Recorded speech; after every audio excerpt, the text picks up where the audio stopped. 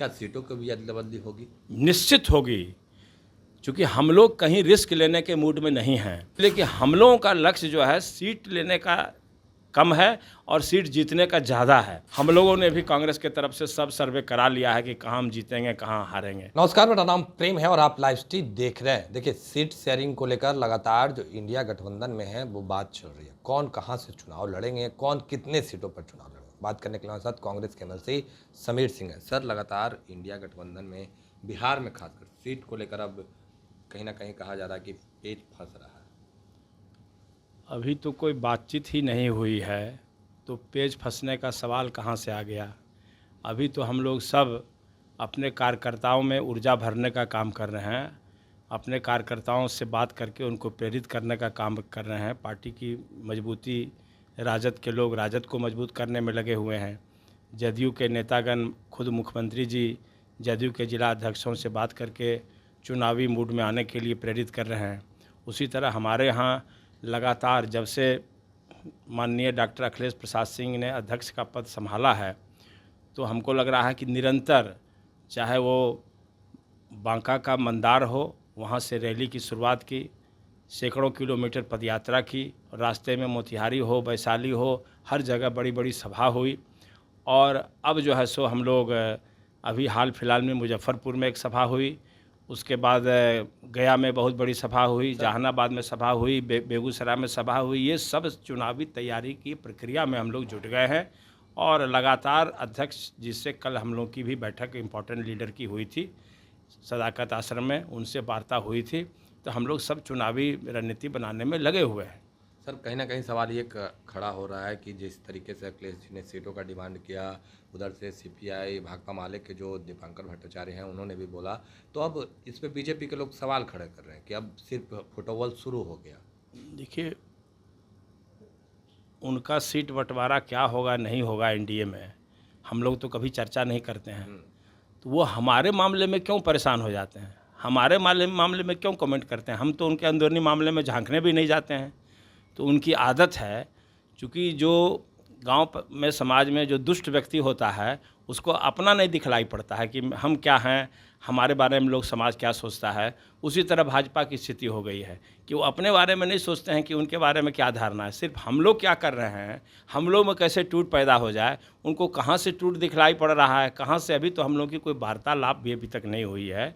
वार्ता होगी और स्वयं आरजेडी नेता लालू यादव जी ने साफ कह दिया है कि हम लोगों को अगर त्याग भी करना होगा तो इस गठबंधन को मजबूत बनाने का काम करेंगे और मोदी जी को परास्त करने का काम करेंगे। तो उन लोगों को तो मिर्ची लग गई है, इंडिया बनते ही मिर्ची लग गई है। देख रहे हैं देश का नाम ही बदलने के लिए आतुर हैं वो, तो क्या क्या करेंगे।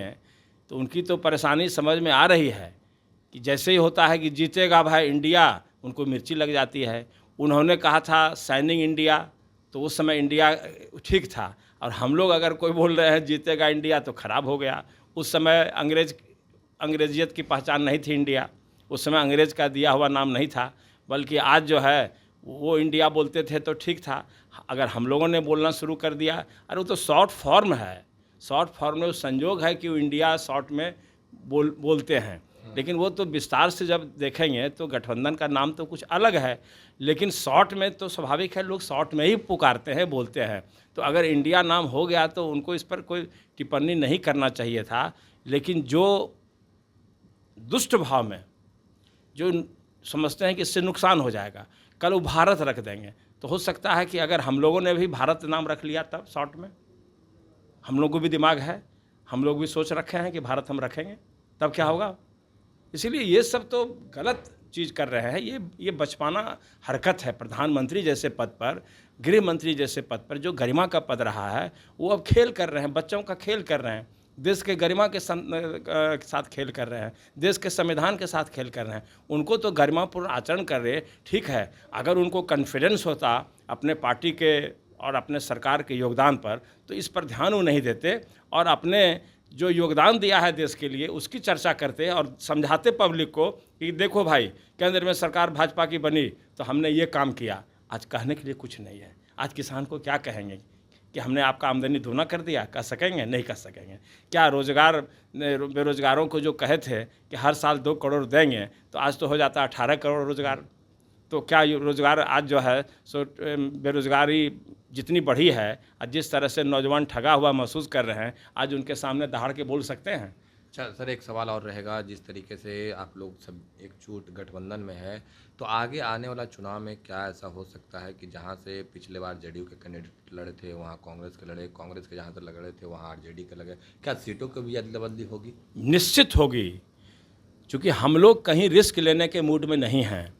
चाहे वो माननीय लालू यादव जी हों, चाहे वो माननीय नीतीश कुमार जी हों, या कांग्रेस हो, या वाम मोर्चा के लोग हों, ये कोई भी रिस्क लेने के मूड में नहीं हैं। जहां उनका उम्मीदवार चाहे सिटिंग ही क्यों नहीं हो, अगर कमज़ोर पड़ेगा तो हो सकता है कि वहां अदला बदली भी हो।